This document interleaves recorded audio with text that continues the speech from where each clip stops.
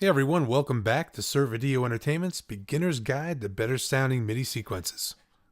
Today I'm working on some of the synth tracks, so let's get to it. Okay, so let's listen to what we have so far just for reference.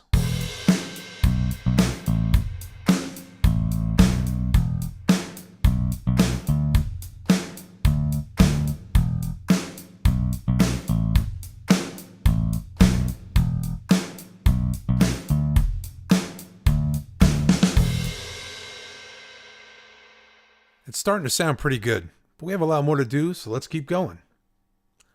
I listened to the FM piano before starting this video. I like the way it sounds after stripping the processing off the tracks, so I won't modify it much.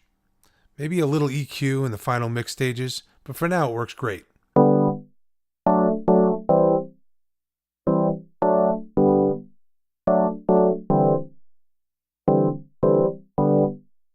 We need to get a little more control over the peaks and the valleys in the dB ranges.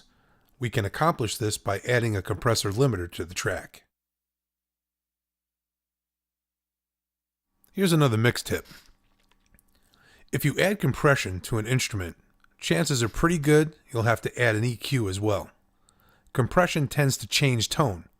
This is especially true when using heavy compression on any track.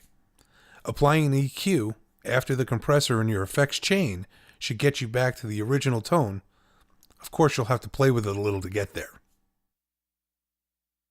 Today, instead of the standard compressor, I want to use an extremely useful tool from Waves. If you don't already own this plugin, I definitely recommend getting it. The plugin is called Axe, and it's part of the Renaissance bundle, but you can get it as an individual plugin. I like this plugin because, as it compresses the signal, it does not change the tonal quality. That's a huge feature, as I don't have to add an EQ to compensate for the compression. I'm going to start with a moderate setting. We're not trying to crush the track, just get a little more control over those peaks and valleys.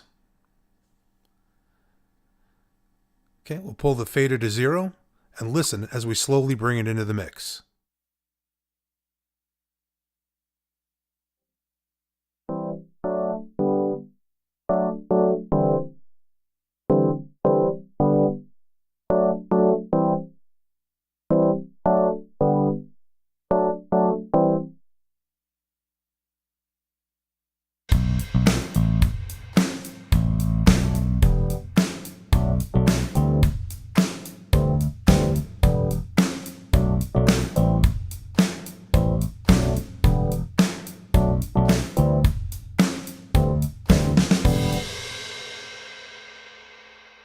Alright, well that works for now. Next is the choir track. This track in most MIDI sequences is a cheesy version of vocals. Fact is, most people just dump the track, but it can be useful if you have a little imagination. I'm going to start by soloing the track. Next I'm replacing the choir with a dark clav preset from Logic. I'm using this today because the track is pretty funky, so a clav would make sense even if it's not in the original tune. I'll explain a little more later on in the video. Next I'm going to strip all the plugins from the track and create a reverb bus. My send level will start at -0.3 as usual. And next, of course, we're going to label the bus, and I'm going to load in a vocal chamber.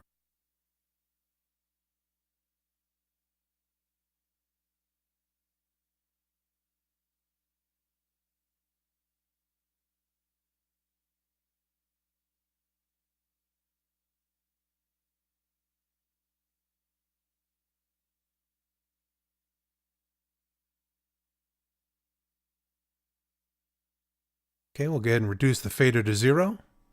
I'm also going to pull the clav fader to 0 so we can slowly bring it into the mix.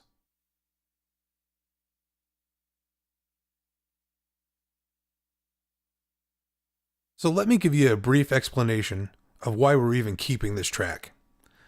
I'm not using this track as an instrument track. It's more of an ambient flow track for the final mixes. This will make more sense in later videos, but for now, we're going to push the faders up until we can just start to hear the clav, and then we'll move to the bus and get that brought up just a little bit. So let's get a rough mix of everything so far.